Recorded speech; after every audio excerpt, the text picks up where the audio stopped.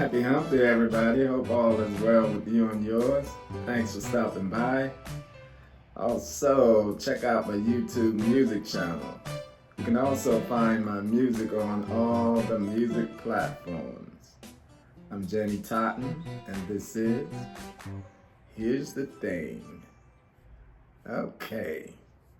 So today, a little NFL, NBA, and of course, election watch. Okay, first the NFL, the games that I want to see the most. Okay, let me start with the game that I want to see the least. The game I'm least looking forward to watching are my Browns hosting the Baltimore Ravens. Should be a total beatdown. The Ravens probably beat them down really bad, so that's the game I don't want to see. I feel sorry for the Browns defense because it seems that they're wasting another year. That's a really good defense, but the offense is just junk. It's not worth me watching. Okay, so the game I want to see the most is the 1 o'clock game between the Eagles and the Bengals. Hurts versus Burrows. The Eagles are 4-2. They won 3 of their last 4 games, including a 28-3 win over the New York Giants last week.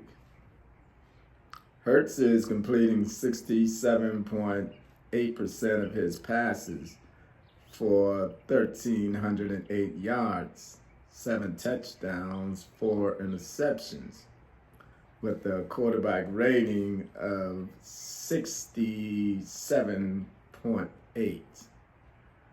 Saquon Barkley is doing his thing also, He rushed 108 times for 658 yards, for an average of 6.1 yards per carry. That's really good. He also had 5 touchdowns on the year. Then you have receivers. The Eagles receivers, A.J. Brown, he has 16 receptions for 324 yards and 3 touchdowns.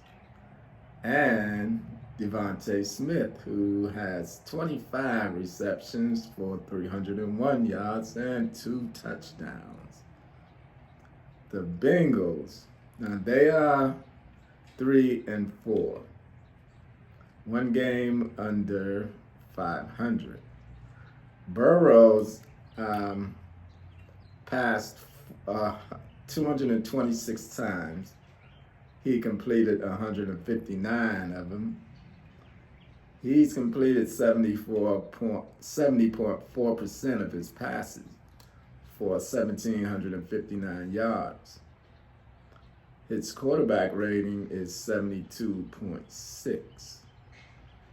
His top receiver is Jamar Chase, who has 39 receptions for 620 yards, 6 touchdowns. Now, as far as defense goes in this game, the Eagles are ranked 22nd in D. The Bengals are ranked 30th. So there should be some scoring going on in this game. The 30th ranked defense and the 22nd ranked defense going against these 2 quarterbacks. The quarterbacks and Saquon Barkley, for sure, and the receivers should have a good day. I look forward to be a high-scoring game. I do. Okay, so that's the game I want to watch the most. Yes, it is. So, okay, the NBA, to a little NBA.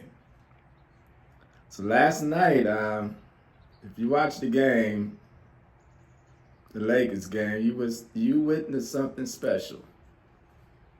in that Lakers Timberwolves game last night. First time ever in the NBA, father-son on an NBA court at the same time and on the same team, which is the Lakers. Doesn't get much better than that for the King. It doesn't get much better than that for King James. It was in his 22nd year. That's something to marvel at right there. His 22nd year, and he's starting for the Lakers. That says a lot. For someone in their 22nd year, still starting, still one of the top 10 players in the league. I mean, to say the least, at least the top 10, probably top 8, 7 or something like that. But hey, he's there. So, that was a great moment. 4 minutes left, I think, was in the first quarter or second quarter or something. When he came into the game, Bron and Bronny checked in at the same time. That was beautiful. Beautiful thing. But what is being said and what will be said and is all up to folks' opinion. Some say this, some say that, some say Bronny shouldn't be there, some say LeBron did all this, that, and the other thing. Okay. It doesn't matter. A person's opinion is a person's opinion. And a person's opinion can't be wrong.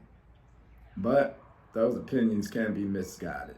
So, it was a great thing to witness. It was great for the James family, for sure, for the Lakers family, for Bronny, and for the greatest player I've seen play this game.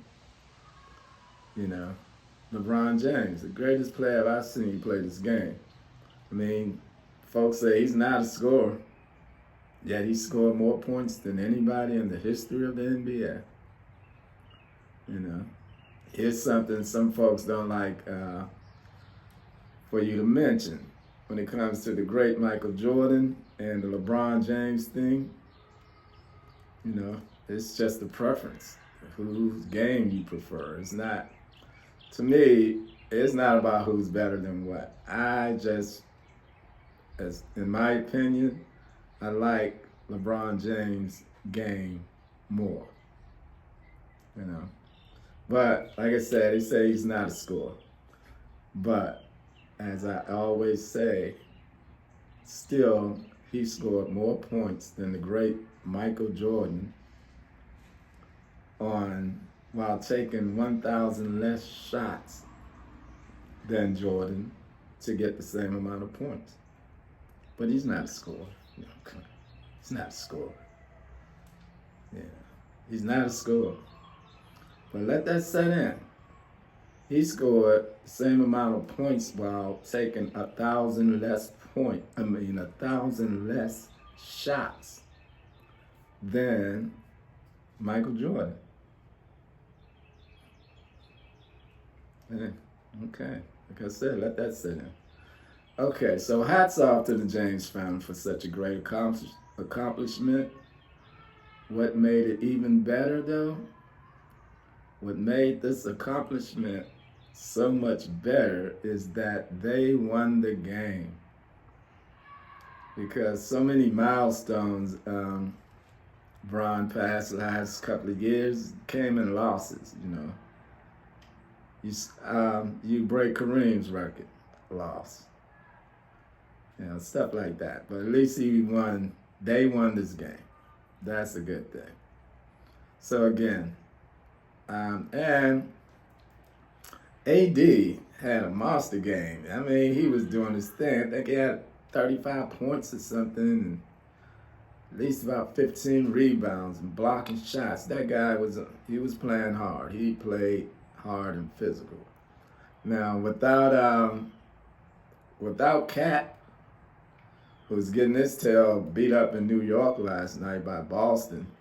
But Minnesota without Cat, Anthony Towns, they look really different. They look smaller. They look not as intimidating at all. I'm going to watch and see how that team reacts to the loss of Cat and with the acquisition of Randall from New York. As I said, New York got blasted last night by Boston by lost by 30 some points. So we'll see. But again, hats off to the King and Bronny. All right. Now, the election watch. You know, it's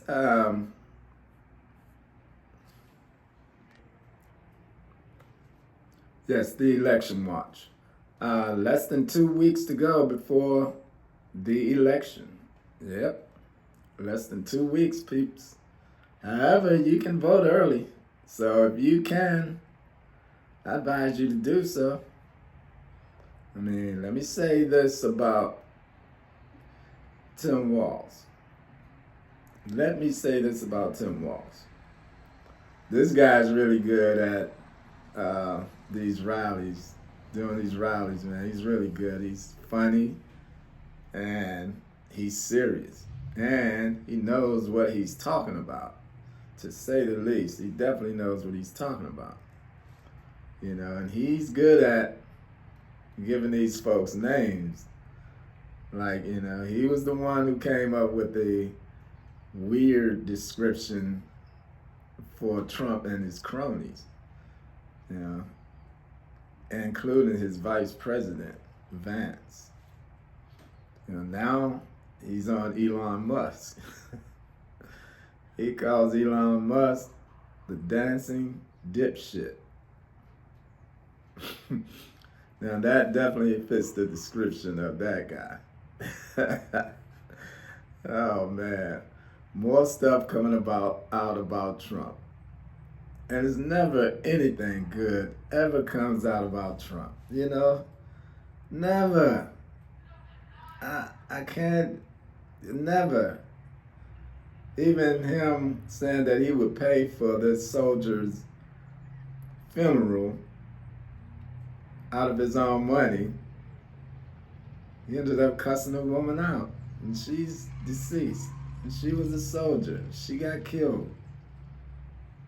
And because he didn't want to pay a certain amount, he went all vulgar on the lady and the way he was talking about her and, you know, her nationality.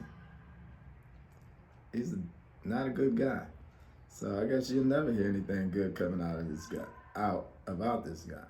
You know, everything that comes out about this guy, everything that leaks out is negative. Always. Always.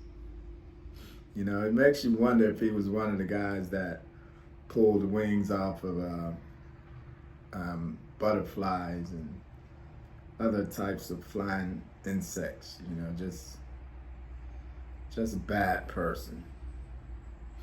You know, just a bad person at heart. You know, so General Kelly, his Trump's former chief of staff, is putting Trump on blast. The stuff he says, Trump said in private, is not at all surprising to me. Not at all. You know, I guess nothing would surprise me about this guy now. You know, nothing would surprise me. You know, all the stuff he's saying out loud leads me to believe everything Kelly is saying that he said. I believe it. You know, who am I going to believe, Kelly or Trump? Is that really a question? Is that really a question anybody would ask themselves? Would I believe I probably would believe pretty much anybody over Trump at this point, you know. So, nothing Kelly's saying surprises me. Not at all. I mean, he's a racist. He's a bigot. He's a misogynist. He has no respect for women or anyone else as far as that goes. So nothing surprises me what this guy says about the military, about anybody, about anything, unless it's something to do with him, or unless it's something that he can control. So with this election, we can send this guy back to Florida or wherever he will end up. I don't know. I know he has a lot of court cases and all this stuff, so I don't know where he may end up, but we just don't want him nowhere. As long he can go anywhere, as long as it's not in the White House. Just don't let this guy get back to the White House. So let's do our thing. The vice president is doing all she can do at this time to show America the difference between someone who will work for you and the country, and the other guy who is, let's just say it, his reason to become president is to stay out of jail. So, because you can tell he's not campaigning, he's just out calling people names because he just wants to stay out of jail. It ain't about campaigning. It's about, will his people turn out and vote for him so he can stay out of jail? And a lot of his people that follow him, they know that's at stake. So that's one of the reasons they will show up at the polls to keep that man out of jail. At least that's what they think they can do. And if he gets in there, everything goes away. All the cases go away. He will get rid of the cases. So January 6th, like he said, was the day of love. That's what he would write it up to be. If he gets back into the White House. So, to all my family and friends, vote. If you don't know you and you're watching, if I don't know you and you're watching this, vote, please. And vote for the Democratic ticket. Vote for Kamala Harris and Tim Walz for president and vice president. So that's our mission. Our mission is to keep Trump out of the White House. Our mission is to put Kamala Harris and Tim Walz into the White House.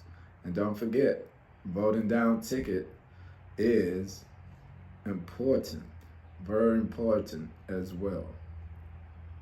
So, once again, thanks for stopping by. As always, it was good talking to you. And enjoy the rest of your evening. And I will be talking to you. Peace.